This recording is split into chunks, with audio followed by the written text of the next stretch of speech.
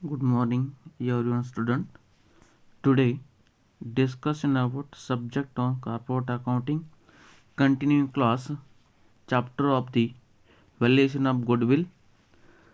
ತೊಗೊಳ್ರಿ already meaning features ಮತ್ತು factors ಅಂತ ತಿಳ್ಕೊಂಡ್ರಿ. ನಂತರ ಟೈಪ್ಸ್ ಆಫ್ ಗುಡ್ವಿಲ್ ಅಂದರೆ ಟೈಪ್ಸ್ ಆಫ್ ಎಷ್ಟು ವಿಧಗಳು ಅದಾವೆ goodwill. First one is purchase goodwill, second one is non purchase goodwill.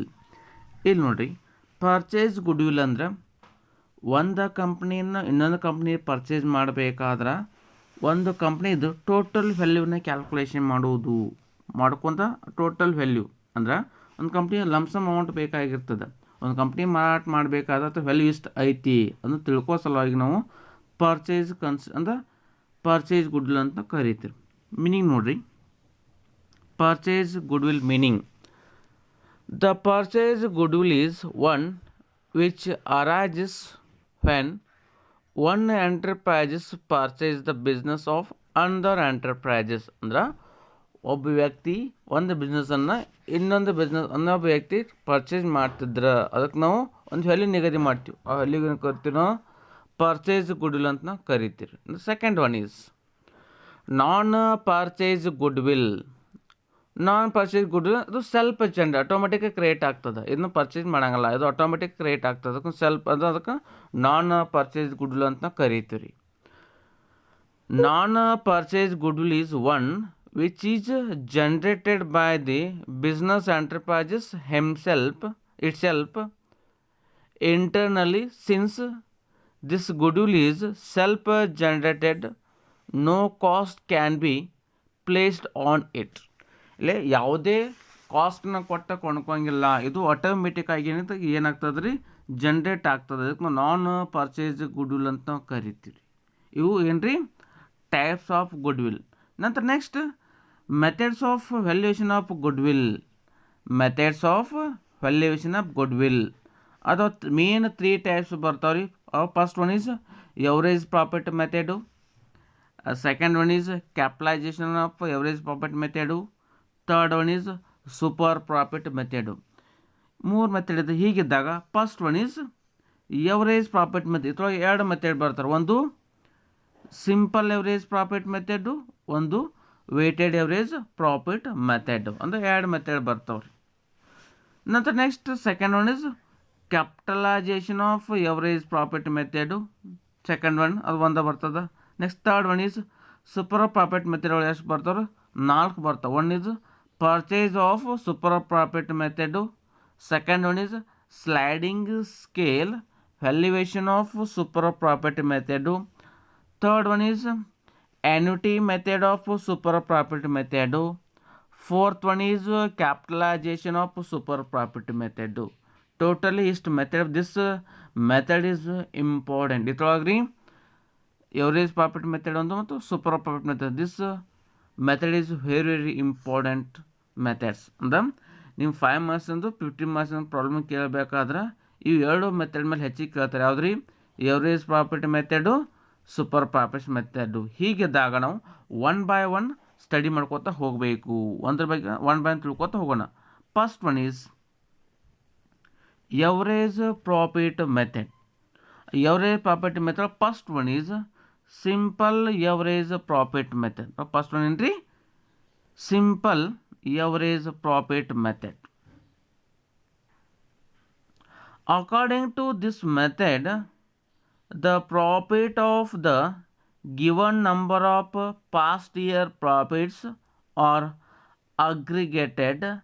Then this aggregated amount is divided by the number of such past years. ಅಂದರೆ ಏನು ಮಾಡ್ಕೋಬೇಕಿಲ್ಲಿ? Simple average profit ಅಂದರೆ ಏನು ರೀ? ಹಿಂದಿನ 4 ವರ್ಷ ಅಥವಾ 5 ವರ್ಷ ಪ್ರಾಫಿಟನ್ನು ಕೊಟ್ಟಿರ್ತಾನ ಅದನ್ನು ಕೂಡಿಸೋಬೇಕು.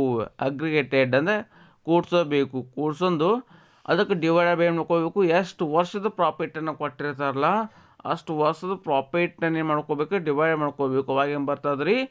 ಎವರೇಜ್ ಪ್ರಾಫಿಟ್ ಬರ್ತದ. ಹೌದ್ರಿ? ಏನು ರೀ? According to this method the profit of the given number of past year profits ಹಿಂದಿನ ವರ್ಷದ profit past year profit are aggregated, then this aggregated amount is divided by the number of such past years. ಅಂದ್ರೆ ಎಷ್ಟು ವರ್ಷ ಕೊಟ್ಟಿರ್ತಾನೆ, ಎಷ್ಟು ವರ್ಷ year ಕೊಟ್ಟಿರ್ತಾನೆ ಅಷ್ಟು ವರ್ಷ ತೊಗೊಬೇಕು, ಏನು ಮಾಡ್ಕೋಬೇಕು ರೀ, ಇಯರಿಂದ ಡಿವೈಡೆಡ್ ಮಾಡ್ಕೋಬೇಕು. ಅವಾಗ ನಮಗೆ ಸಿಗ್ತದೆ ರೀ ಎವರೇಜ್ ಪ್ರಾಫಿಟ್ ಸಿಗ್ತದೆ. Formula first formula simple average profit is equal to total past year profits divided by number of years. ಅಂದ್ರೆ ಹಿಂದಿನ ವರ್ಷದ ಪ್ರಾಫಿಟನ್ನು ಕೊಟ್ಟಿರ್ತಾನೆ ರೀ, ಒಟ್ಟು ಕೂಡಿಸೋಬೇಕು. ಕೂಡ್ಸೊಂದ ಡಿವೈಡ್ ಬೈ ನಂಬರ್ಸ್ ಆಫ್ ಇಯರನ್ನು ಡಿವೈಡ್ ಮಾಡ್ಕೋಬೇಕು. ಅವಾಗ ನಮಗೆ ಏನು ಸಿಗ್ತದೆ ರೀ, ಸಿಂಪಲ್ ಎವರೇಜ್ ಪ್ರಾಫಿಟ್ ಸಿಗ್ತದೆ. ನಂತರ ಏನು ಕ್ಯಾಲ್ಕುಲೇಷನ್ ಮಾಡ್ಕೋಬೇಕು, goodwill, value of goodwill. Value of goodwill is equal to average profit. ಏನು average profit into numbers of year purchase. ಏನು ರೀ, value of goodwill is equal to average profit. ಏನು average profit ಏನು calculation ಮಾಡಿರ್ತಿರಲ್ಲ, average profit into numbers of year purchase. Numbers of ಇಯರ್ದಿಂದ into ಮಾಡ್ಕೋಬೇಕು. ಪ್ರಾಬ್ಲಮ್ನ ಕೊಟ್ಟಿರ್ತಾನೆ ರೀ, ನಂಬರ್ಸ್ ಆಫ್ ಇಯರ್ ಪರ್ಚೇಸ್ ಕೊಟ್ಟಿರ್ತಾನೆ ರೀ, ಪ್ರಾಬ್ಲಮ್ದಲ್ಲಿ ಕೊಟ್ಟಿರ್ತಾನೆ, ಅದನ್ನ ಇಂಟು ಮಾಡ್ಕೋಬೇಕು. ಬರ್ತಕ್ಕಂಥ ವ್ಯಾಲ್ಯೂ ಬಂದಂಥ ವ್ಯಾಲ್ಯೂ ಏನಾಗ್ತೈತೆ ರೀ, ಗುಡ್ ವಿಲ್ ಆಗಿರ್ತದೆ. ಹೀಗಿದೆ ಒಂದು example, small example problems. The profits of a partnership firm from the past 5 years were as follows. ನಾವು ಪಾರ್ಟ್ನರ್ಶಿಪ್ ಫರ್ಮ್ ಸಂಬಂಧಪಟ್ಟ ಏನು ಮಾಡ್ಯಾರಿ, ಹಿಂದಿನ 5 ವರ್ಷದ ಪ್ರಾಫಿಟನ್ನು ಕೊಟ್ಟಾರ. ಇಯರು 2015 ಪ್ರಾಫಿಟ್ ಎಷ್ಟು, 2015 ಪ್ರಾಫಿಟ್ ಎಷ್ಟು 30,000. ಎಷ್ಟು ರೀ, 2015 30,000, 2016 20,000, 2017 24,000, 2018 22,000, 2019 ರೀ 24,000. ಏನು ಕೊಟ್ಟಾರೆ, ಇಯರ್ ಕೊಟ್ಟಾರೆ ಮತ್ತು ಪ್ರಾಫಿಟನ್ನು ಕೊಟ್ಟಾರೆ. ಹೀಗಿದ್ದಾಗ it was decided to value of goodwill of the firm at the past 5 years under simple average profit method. ಏನು ಕೊಟ್ಟಾನ ರೀ, 3 years ಪರ್ಚೇಸ್ ಕೊಟ್ಟಾನ. ಇದನ್ನ ಇಂಟು ಮಾಡ್ಕೋಬೇಕು. 3 years purchase of the average profit of past 5 years under simple average profit method. ಹೀಗಿದ್ದಾಗ ನಮ್ಮ formula ಏನದ ರೀ, simple average profit is equal to total past year profit divide by numbers of year. ಹೀಗಿದ್ದಾಗ profit past year ಪ್ರಾಫಿಟನ್ನು ಕೊಟ್ಟಾನೆ. 2015 30,000, 2016 20,000, 2017 24,000, 2018 22,000, 2019 24,000 divide by ಎಷ್ಟು years ಅದಾವ ರೀ, 1 2 3 4 5 ಡಿವೈಡ್ 5 years. ಹೀಗೆ ಅಷ್ಟು ಕೂಡ್ಸೋಬೇಕು ರೀ. ಅಷ್ಟು ಕೂಡ್ಸೊಂದಾಗ ವ್ಯಾಲ್ಯೂ ಎಷ್ಟು ಆಯ್ತು ರೀ, ಟೋಟಲ್ 1,20,000 ಆಯ್ತು. ಅದಕ್ಕೆ 1,20,000 ಡಿವೈಡೆಡ್ ಬೈ 5. 1,20,000 ಏನು ಮಾಡ್ಕೋಬೇಕು ರೀ, ಡಿವೈಡ್ 5 ಅಂದ್ರೆ 5 ದಿನ ಡಿವೈಡ್ ಮಾಡ್ಕೋಬೇಕು. ಅವಾಗ ಏನು ಬರ್ತದೆ ರೀ, ಸಿಂಪಲ್ ಎವರೇಜ್ ಪ್ರಾಫಿಟ್ ಬರ್ತದೆ. ಎಷ್ಟು ಬಂತು ರೀ, 24,000 ಈಸ್ ಸಿಂಪಲ್ ಎವರೇಜ್ ಪ್ರಾಫಿಟ್ಸ್. 24,000 ಏನು ರೀ, ಸಿಂಪಲ್ ಎವರೇಜ್ ಪ್ರಾಫಿಟ್ ಬಂತು. ನಂತರ value of goodwill is equal to average profit into numbers of year purchase. Average profit ಎಷ್ಟು ಆಲ್ರೆಡಿ ಕ್ಯಾಲ್ಕುಲೇಷನ್ ಮಾಡಿರಿ. ಎಷ್ಟು ಅದ ರೀ, 24,000 into numbers of year purchase. Problem ಇರುತ್ತೆ ಮೇಲ್ಗಡೆ, ಎಷ್ಟು numbers of year purchase 3 years into ಮಾಡ್ಕೋಬೇಕು.